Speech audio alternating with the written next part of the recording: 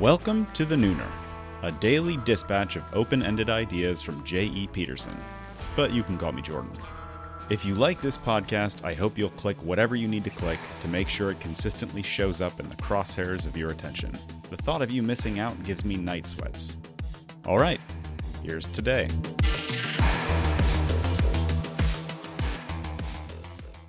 Taking offense is a tactic of aggression.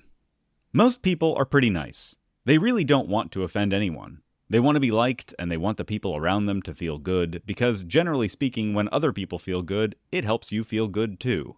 And most people really especially don't want to be the bad guy. This is how people who take offense, whether they know it or not, take a position of power over people who are supposedly giving offense.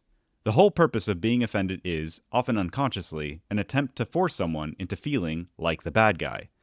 And we'll go a long way to escape that awful feeling. None of this is anything you don't already know, but it's amazing how easy it is to forget when we get caught up on either side of this particular power game.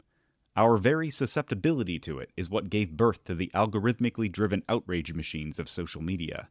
You don't even have to play.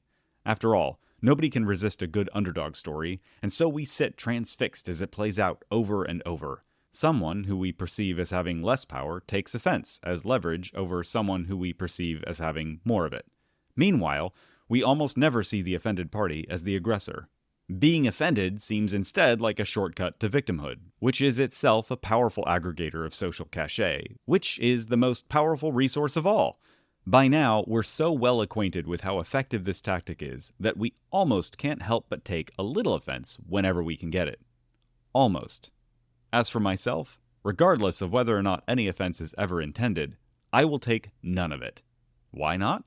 Because I don't want to be the bad guy, thank you very much. Are you thinking about someone right now? That's probably a good indication that they might like to hear what you just heard. I'm not going to ask you to spam your socials, but I am going to ask you to follow your heart. And right now, your heart knows who to share this with. See you at noon tomorrow.